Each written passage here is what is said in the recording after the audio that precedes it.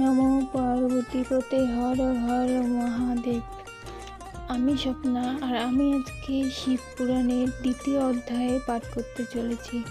তোমরা সকলে চলে এসো শিব পুরাণের মধুর বাণী শ্রবণ করতে। আজকের দ্বিতীয় অধ্যায়ের হলো অহংকার প্রাদুর্ভাব, শিবের শব্দময়ত্ব এবং ব্রহ্মা ও বিষ্ণুর সহিত শিবের তদ্বিষয়ক উক্তি প্রত্যুক্তি পাঠ করতে চলেছি। অনির্দেশাঞ্চ তদ্রূপমনাম কর্মবর্জিতম অলিঙ্গম লিঙ্গতম জাতম ধ্যান মার্গেহ প্যাগোচরম। মানে সুতবর কহিলেন, শুনো ঋষিগণ, অতঃপর যাহা ঘটে করিব বর্ণন। নারদের প্রশ্ন অনুসারে তাহার পিতা বর্ণনা করেন লিঙ্গ আবির্ভাব কথা। ব্রহ্মা করিলেন, আমি হরির বচনে মনোরম হংসরূপ ধরি সেই ক্ষণে। হে নারদ, তদবধি আমি সর্বদাই জগতে বিরাট হংস নামে খ্যাত হই। হে পুত্র, প্রথমে আমি হংসের রূপেতে সেই লিঙ্গের ঊর্ধ্বপানে গেলাম তরিতে। অন্তর শুকর রূপতে নারায়ণ সে লিঙ্গের তলদেশে করেন গমন।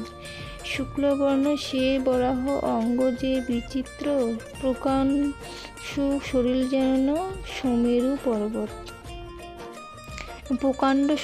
সুমেরু পর্বত। শতেক যোজন দীর্ঘ শরীর তাহার, 10টি যোজন প্রস্থ, শুনো তুমি আর।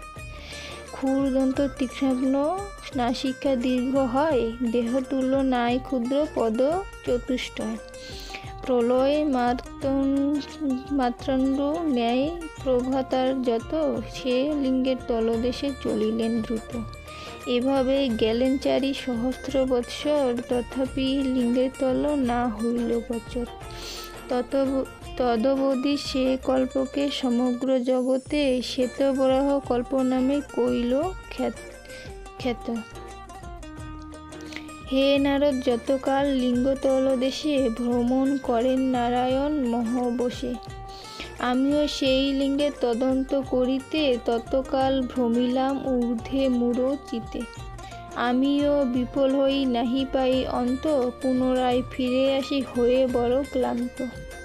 ভগবান বিষ্ণু বড়ই ক্লান্ত হইয়া পুনরায় সেই স্থান এলেন ফিরিয়া।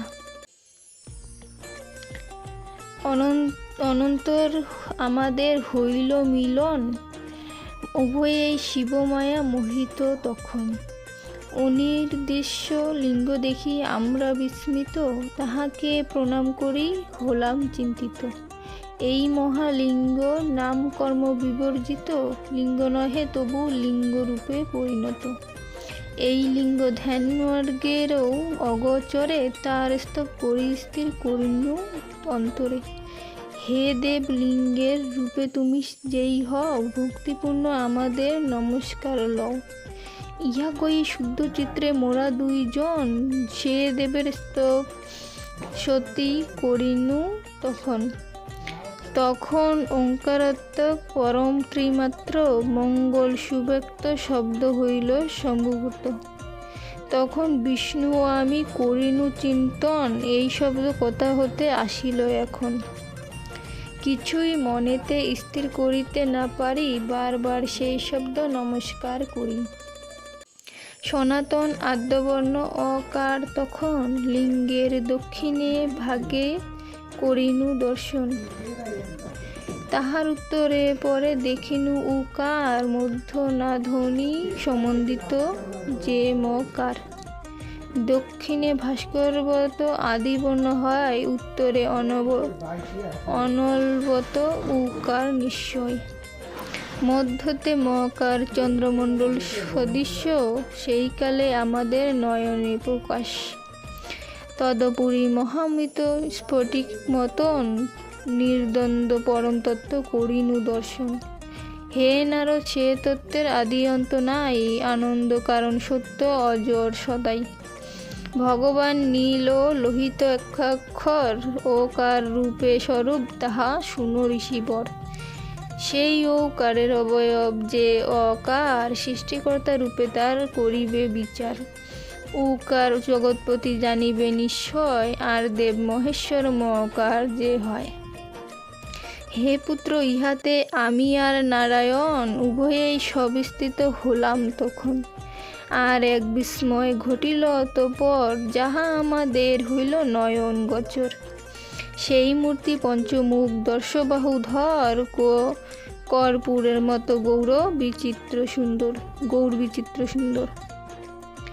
নানাবিধ কান্তিযুক্ত অতীব উদার, মহাপুরুষের মতো লক্ষণ তাহার। মহাবীর্যবান সেই একটি আকৃতি, জগতের নির্মাতৃ স্বরূপ সে মূর্তি। তাহাতে সাক্ষাৎ জানি দেব মহেশ্বর, ভক্তিভরে স্তব সত্যি করি অতঃপর। আমাদের স্তবে তুষ্ট সেই পঞ্চানন, দিব্য শব্দময় রূপ করেন ধারণ। অকার তাহার শির ললাটে আকার, ইকার দক্ষিণ নেত্র বাম যে ওই দীর্ঘইকার। রস্যকার দক্ষিণ নেত্র বাম যে দীর্ঘকার, রিকারদ্বয় কোপল তাহার, মানে কোপাল তাহার। হে নারদ, একার তাহার ঊর্ধ্ব অষ্ট, আবার ঐকার তার হয় অধরষ্ট। তাহার নাসিকা হয় লিকার, ওকার ঐকার দুই দন্ত পঙ্গুক্তি তার। পরম নির্মল সেই দেবের নিশ্চয়, অনুষ্কার ও বিসর্গ হয় তালুদ্বয়। ক খ গ ঘ উম এই 5টি অক্ষর, দক্ষিণ দিকের তার হয় পঞ্চকর। চ ছ বর্গাজ্য ঝ নিয় এই 5টি অক্ষর, বাম দিকে তার পঞ্চভুজ মনোহর।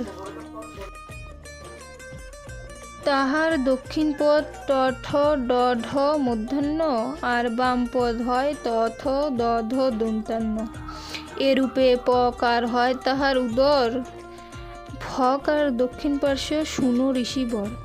আর বাম পার্শ্বে হয় বকার নিশ্চয়, ভকার তাহার স্কন্ধ, মকার হৃদয়। জকার হইতে দন্ত সকার পর্যন্ত, সে বিভুর সপ্ত ধাতু জানিবে নিশ্চিত।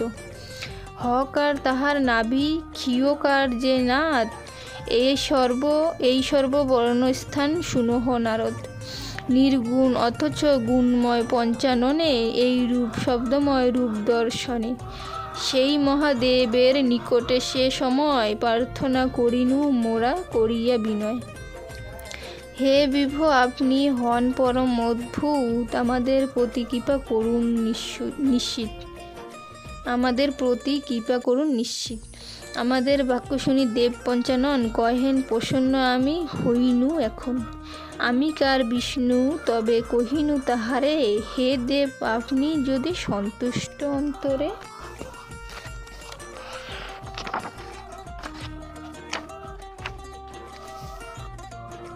তাহা হলে যেই রূপ ইচ্ছা আপনার, আমাদের আপনি করুন উপকার।